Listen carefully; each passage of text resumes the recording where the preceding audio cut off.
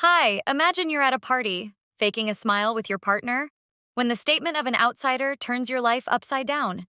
Then years later, when you're doing everything right in your head, bam! A text message brings to light a secret that can possibly blow everything wide open. About what? Wait and see. It's gonna haunt you. Hey, before we get into this tale, leave a comment with where you're listening from and subscribe. Ready? Let's roll. I'm standing in the corner of this gigantic banquet hall, sipping on a soda, watching my husband Jake work the room like he's running for mayor. He's chatting with his cousins, showing off that smile that used to make my knees melt.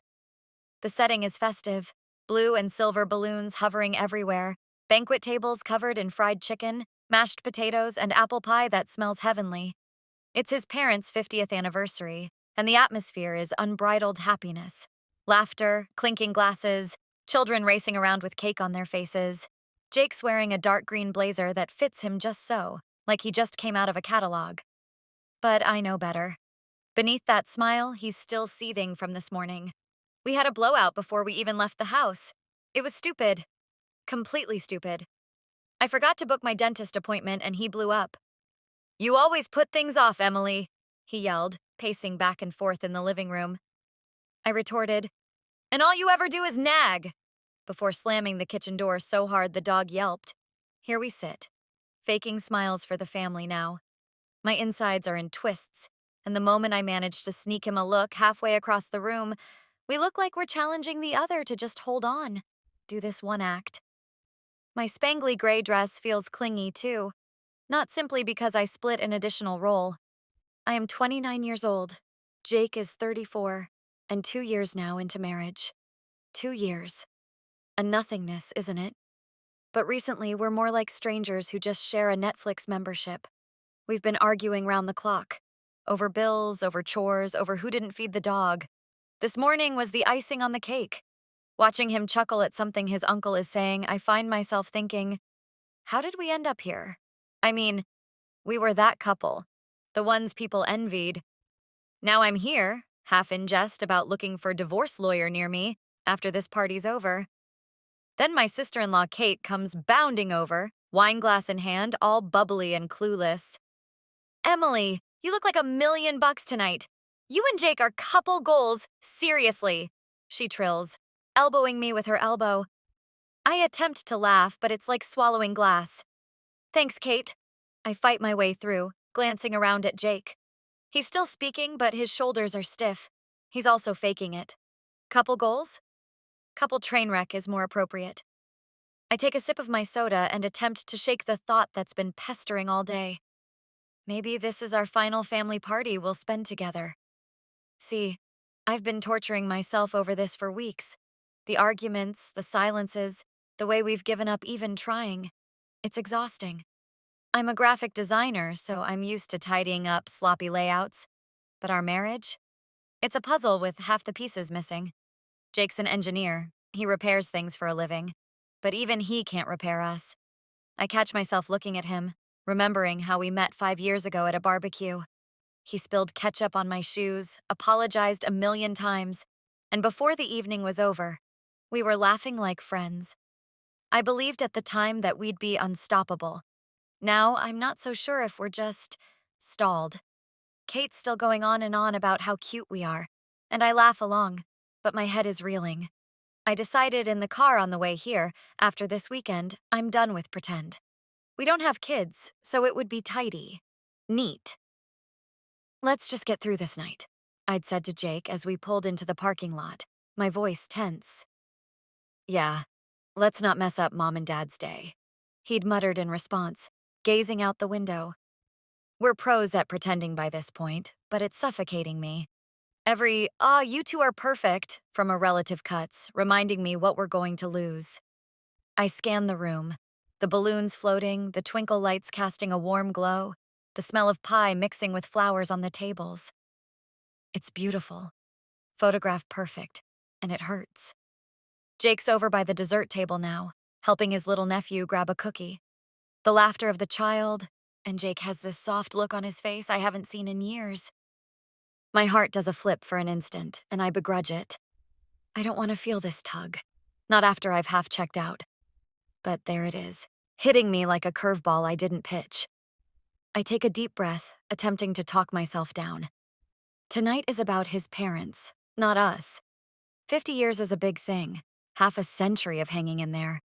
I can't even imagine that level of commitment at the moment. Heck, I can't even commit to a dentist visit. But as I look at the crowd, I ask myself, what's their secret? How do you keep going when things get tough? I shake my head. Most likely just luck or obstinacy, something I can't use to repair us. Kate's still rambling, clueless to the storm raging within my head. Remember your wedding? That dance the two of you shared? So awesome, she laughs. I grit a smile this time because sure, that was an excellent day. Sunshine, cake, Jake spinning me around the dance floor like it was going to be on the big screen. That memory aches now. How do you get from that to here? I look at Jake again and he catches my eye for a moment. His smile falters, and I realize he's having the same thought. We're living on borrowed time. I glance back at Kate, squeezing out another laugh. Yeah, good times, I growl out, but my voice gives me away and cracks a bit. She doesn't notice, bless her heart, and floats off to get some more wine. I'm alone there in the midst of all these people, wondering if I'm insane enough to quit or brave enough to continue. One thing's for certain, tonight's gonna test us both, and I have no clue if we're ready for what's coming next. I'm still reeling from Kate's chatter when the energy in the room shifts. Everyone's grabbing chairs, scooting closer to the stage where Jake's parents, Tom and Linda, sit like royalty in these fancy padded seats draped with silver ribbons. The twinkle lights dim a bit and the chatter dies down as the MC steps up, his voice booming through the mic. Folks, give a warm welcome to Pastor Jackson, Tom and Linda's old friend who's here to share a few words. The crowd claps, and this older guy, maybe 80 with a shock of white hair and a steady stride, climbs the steps. I'm half expecting a snooze fest, but when he starts talking, it's like he's got a direct line to my soul. Good evening, everyone, he goes on, deep voice and rich, cutting through the room like a DJ. 50 years isn't a milestone, it's proof of loving each other every day. I'm standing at the back of the room, arms folded, trying to be casual, but my heart is racing. Jake shifts up next to me, not touching, but close, and I can feel the heat off him. The pastor goes on. Young couples always say to me, what's the secret? They think there's some magic solution, but here's the reality. There's no way out. Love is a choice. You choose it even when your wife remembers the trash pickup and explodes over nothing. I swear he's staring straight at me. My cheeks grow warm. Did Jake tell him about our fight? No way, that's nuts. But it seems like he's reading our mail. Tom and Linda didn't make it this far because everything was always perfect, he says, his head bobbing in their direction. They wrote out the tough times because they chose to fight for it. Jake leans in, his voice in my ear. Sound familiar? His hot breath tickles my ear and I nod silently, not quite breathing. I don't glance at him, my eyes fixed on the pastor, but my mind is racing. Is this dude serious? Then my phone starts ringing in my backpack, loud enough that the woman next to me shoots me a dirty look. I pull it out, Mom's name on the screen. I mutter an apology and duck into the hallway, the pastor's voice fading into the background as I answer. Emily, thank God! The kitchen's flooding, the pipe burst, she yells frantic. I pinch the bridge of my nose. Okay, Mom, I'll be there tomorrow, I swear. Just turn off the water for now. She's still freaking when I hang up, but I've got more important things to attend to. I slip back out into the hallway just as Pastor Jackson is wrapping up. Love's like a house, he says, surveying the room. Fixing it's a lot of work, but departing? That's losing everything. My chest tightens. A house. As the one Jake and I do, the one we've been tiptoeing around like roommates. The pastor's words strike me on my butt. Love isn't dead, it's just waiting till we mature. I glance over at Jake and he's staring at the stage, mouth set. Does he have it too? That pipe deal with your mom? He hisses. Yes, I say to him, complete chaos. He nods, though his eyes never leave the pastor's. Like us, he mutters, and I freeze. Did he just do that? The audience is motionless now, holding their collective breath. Too many folks quit when their way gets darkened. Pastor Jackson goes on, his tone a low growl. They assume the flames died down, but it's merely expanding. That's when you dig in, not bolt. I swallow hard. Growing up, I've been poised to bolt, thought we were beyond saving. But this guy's making me doubt everything. Jake shifts next to me, his arm against mine, and I struggle to pull back or grasp his hand. He's good, I whisper, mostly to break the tension. Yeah, Jake says. Too good. The pastor isn't done. Marriage is not a fairy tale. It's real life. Loud, messy, imperfect. You choose it anyway. Even when they burn the toast or forget a birthday. Some laugh, but I don't. I'm fixated on choose. Have I been choosing Jake or floating along, expecting him to get his act together?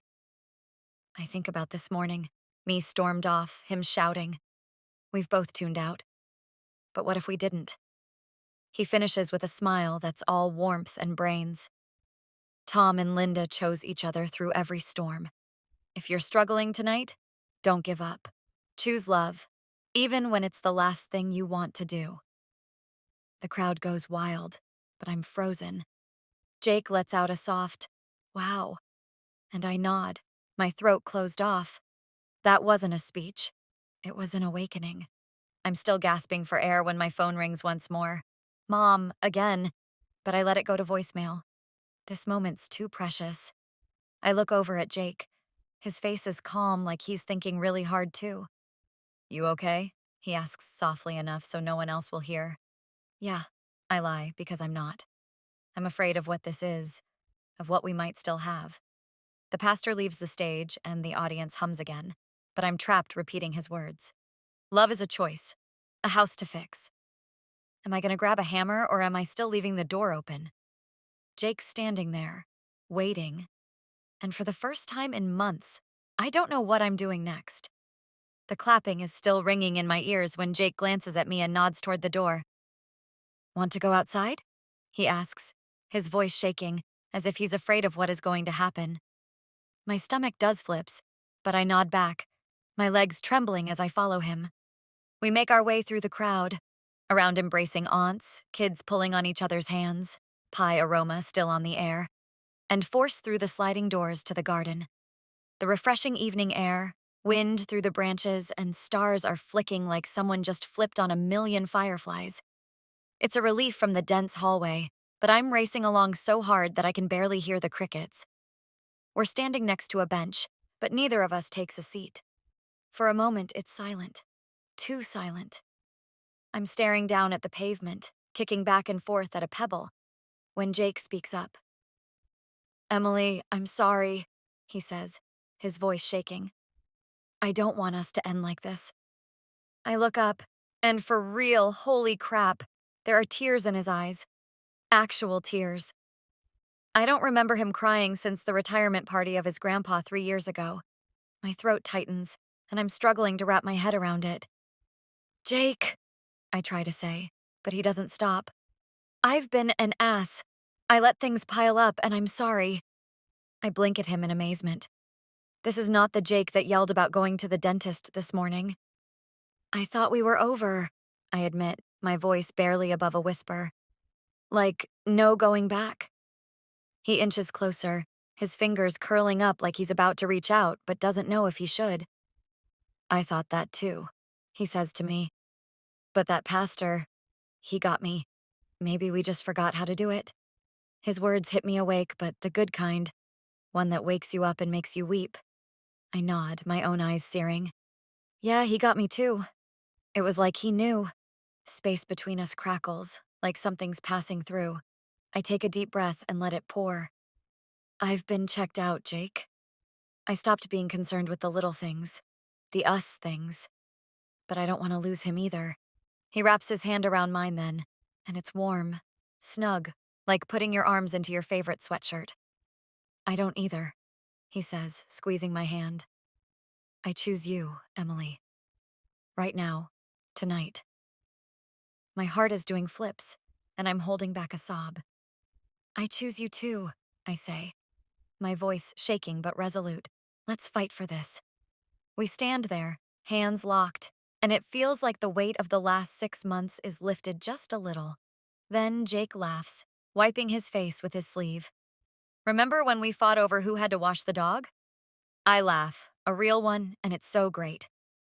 Yeah, and you said I got the coin flip right? He grins, that familiar flame burning high. You sure did. I nudge his arm, and for an instant, we're us again. Not yelling us, but goofy us from years ago. I stare up at the stars, letting the moment gel. So now what? I question, because making the decision is one thing, actually following through is another. Jake shrugs, his hand still in mine. We talk more, I guess. Work it out. No more shutting down. I nod, agreeing. Yeah, and maybe we stop keeping score on dumb stuff, like the trash or my dentist. He laughs again. Deal, but you're still calling tomorrow. I throw up my hands. Okay, but you're taking me out for pizza afterwards. It's not all tidied up, not even close. We've got months of mayhem to get through, but this is a start. I think of what Pastor Jackson said to us. Love's a decision, not a feeling that just hangs around. We've been expecting it to work itself out, but maybe it's down to us to roll up our sleeves. You think we can do this? I ask him, staring at him. He regards me with calm, gentle eyes. Yeah, I do. We've got something worth saving. I grin, happier than I have been in forever. Me too. The garden is quiet and still now, just the two of us and the night. I can hear the party in there still, music, voices, but out here we appear to be in our own little bubble.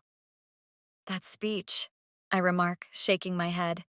It was like a brick to the face. Good kind. Jake nods. Yeah, got me to realize I've been running on empty. We both have.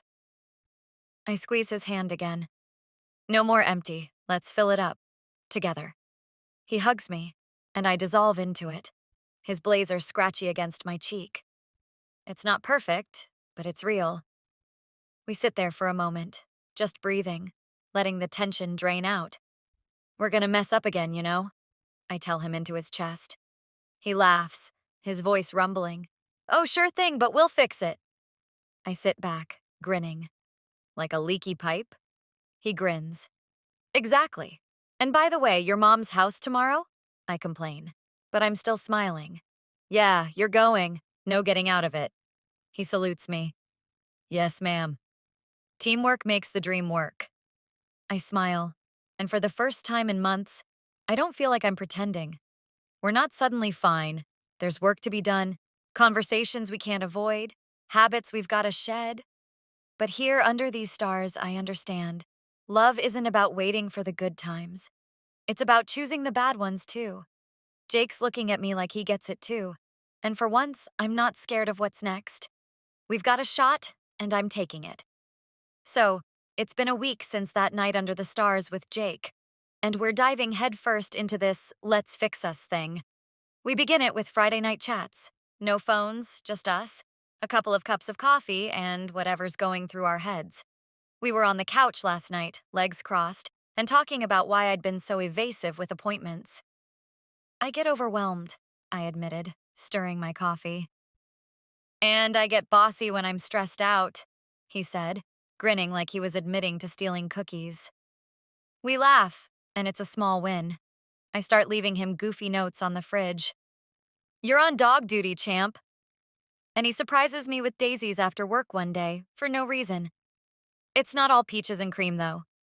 Tuesday, we argue over who left the porch light on. It's always me cleaning up, I shout. He fires back. I'm not your maid either. But instead of storming off, we sit down, catch our breath, and talk.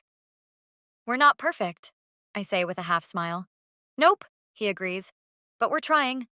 That's the deal now. Trying, not quitting. A couple months go by, and we're at Mom's place, fixing that busted pipe. Here's the scene. Me in frayed jeans, Jake in a faded tee, both of us covered in paint smudges because I stumbled with the can. You're a walking disaster, he teases, wiping a streak off my cheek. I flick paint at him, and soon we're laughing so hard we've forgotten the chaos. It's not just a day of DIY, it's us mending together, brick by brick. I glance at him as we're painting the walls, and he says, This is us, Em. Mending things together. I nod, feeling all fuzzy inside. Yes, our little project. The years go by, and we continue. There are bad days, like the times I explode at him taking control of the remote, or when he grouses about my midnight design binges. But we've got this rhythm going on now. Fight, discuss, repair. We revive old habits. Coffee outings, night cinema, me caricaturing him like a goof. It's not a romance. It's improved. Honest, untidy, ours. I start to see Jake in a different light. Not just the guy I've been mad at, but the one who's choosing me back day by day.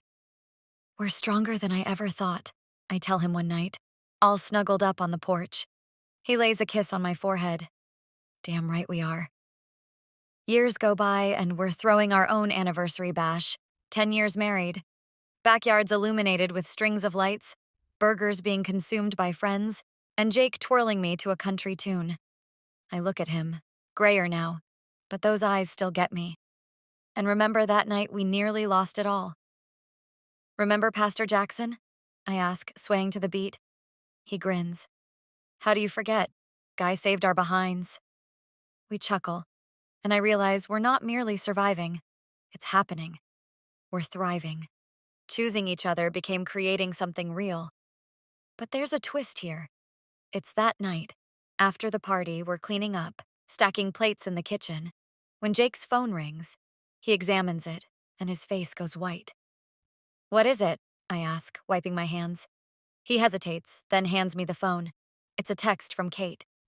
Found something in Mom's attic. Old letters. They're not from Dad.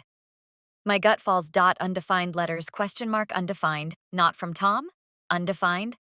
I look at Jake, his jaw clenched, and snatch the phone undefined. The following message appears. They're from Pastor Jackson undefined to Mom undefined, decades of them. Undefined, my breath catches. Undefined. What the hell? Undefined. I whisper, reading quickly undefined, decades old dates, phrases such as miss you and wish we could. Jake's voice trembles. Undefined. What does this do? Undefined. I don't know, I'm unable to breathe undefined. Were Tom and Linda's 50 years of fabrication? Was the pastor's message a sham? Undefined, my head's reeling. Everything we built, every choice we made, it all started that night undefined, and now this? Undefined, Jake's staring at me, waiting for an answer I don't know. When the screen comes back to life again, undefined, another message from Kate. There's more undefined, call me undefined now. Undefined. If you liked this, give it a thumbs up, subscribe, leave a comment, and share it with your friends.